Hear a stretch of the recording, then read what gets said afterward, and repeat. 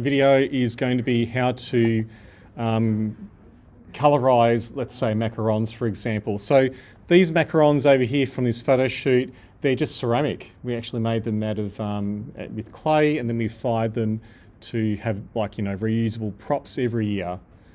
So this here is a RAW file, is a CR2 file. That is a Canon RAW file. If you're using Nikon, it is NEF file. These are RAW files. So RAW file lets you colorize things and do all kinds of weird and wacky things to your images much better than a JPEG image ever will. Okay?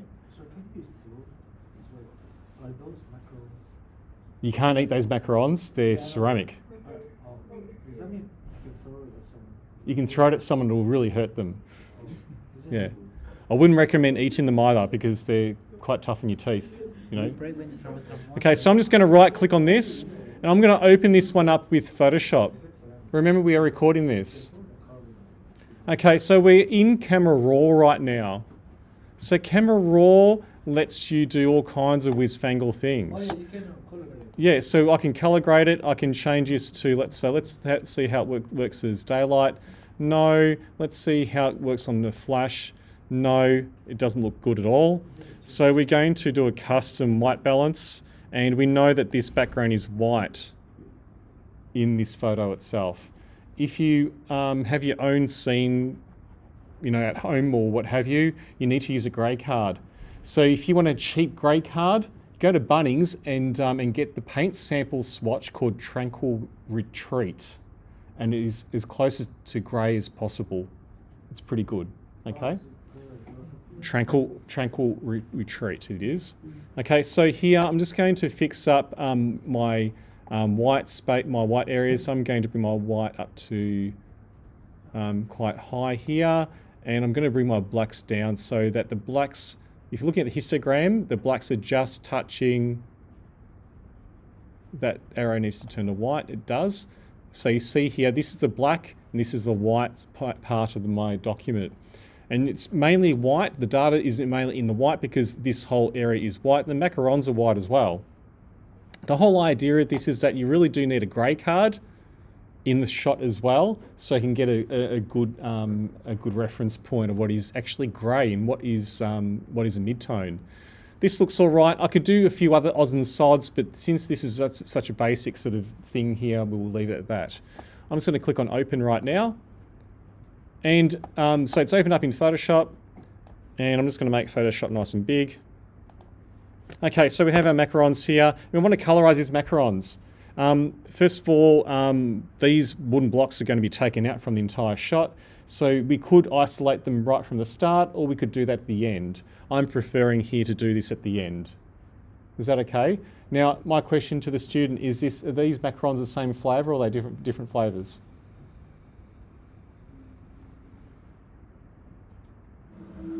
Decision time. Same flavor. What flavor are they? Chocolate.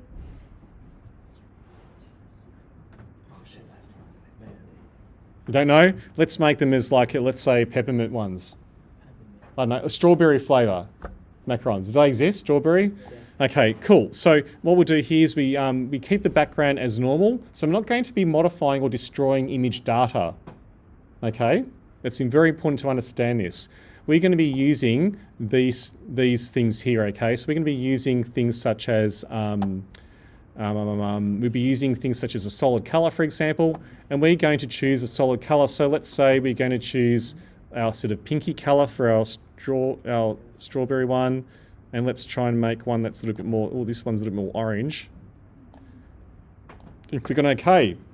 Our macarons have disappeared. Now remember, this here is a layer that can be modified at any time. But if I go over to our screen mode here, I go to multiply, for example, it's changing color. Okay, so I pick the one that is going to be the most appropriate for mine, and you either use overlay or you can use multiply for it, and it works out quite well. I'm quite liking multiply on this, so I select on multiply. Cool. Now I'm just going to zoom in, so I'm going to press Z. I'm going to zoom into mine.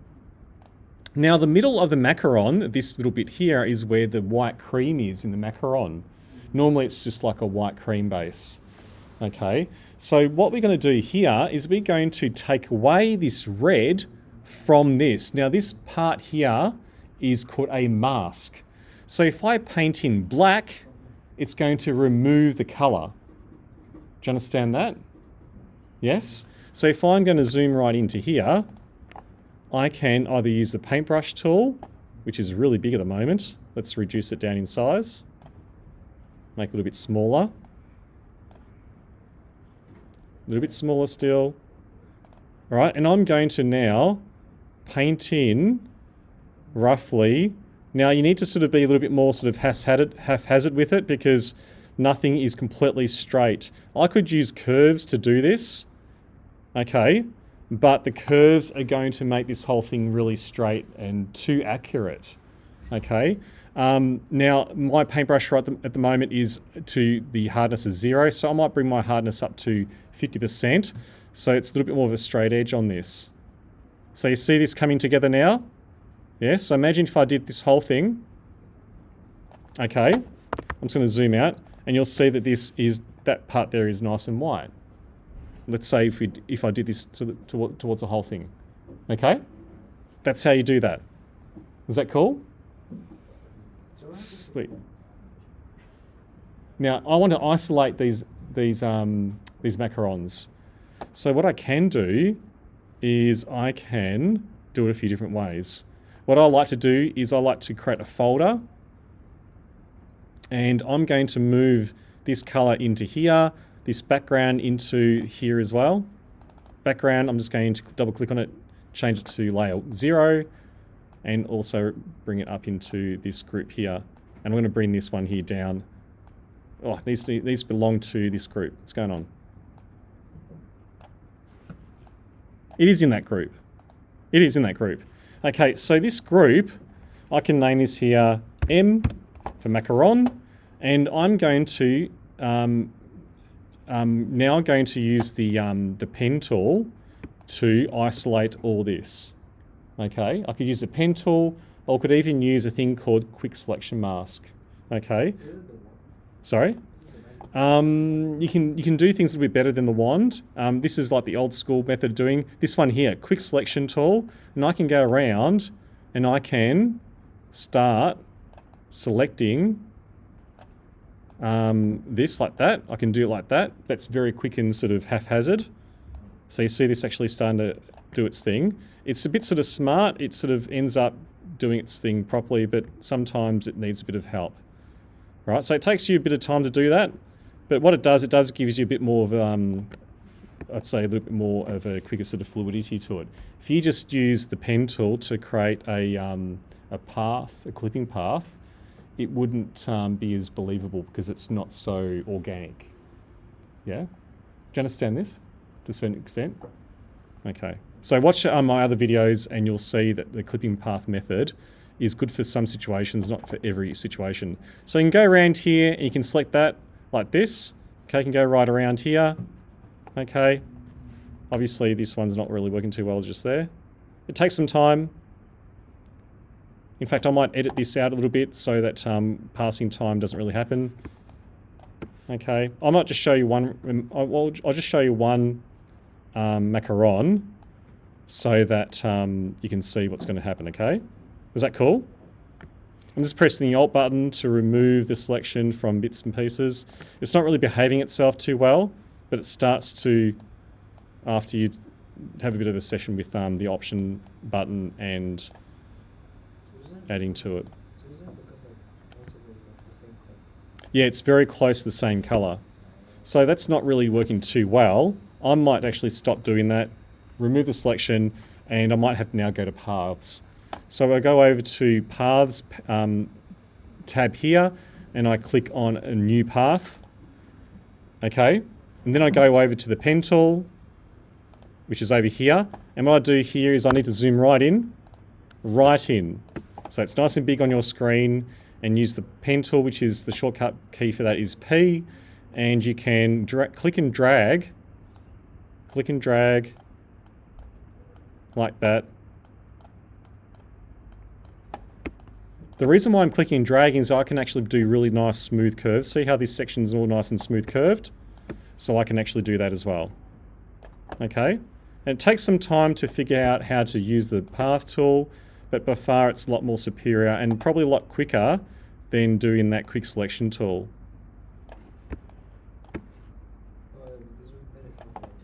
Hey? Yeah. So it's pretty quick. This is by far my favourite method. It takes a little bit longer sometimes, but you're guaranteed to get this all working nice and accurately.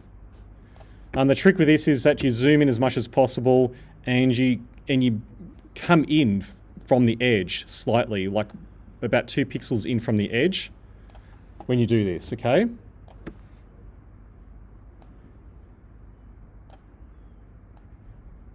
Okay, so that's all selected there now. So I've just got one macaron and we'll finish one macaron off, okay?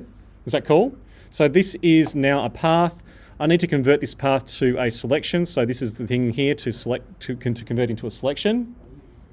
I go over to my layers palette over here and I've got my folder selected right here.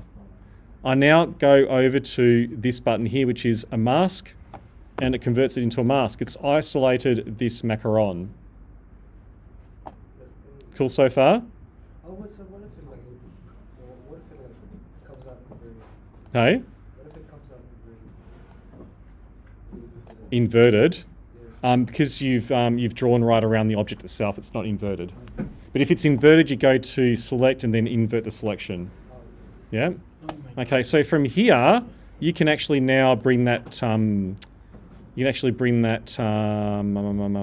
the solid color back in again, and then change it to red. So somehow the red stopped working.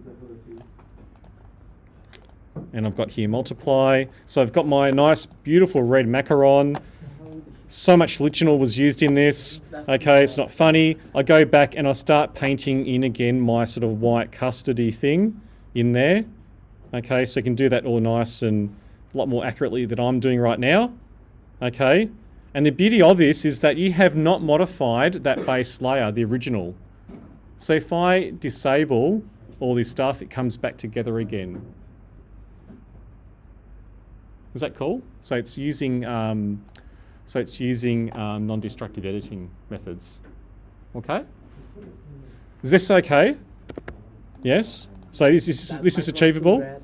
The macaron's really full on red. You can tone it down a little bit so you can bring the opacity down of that.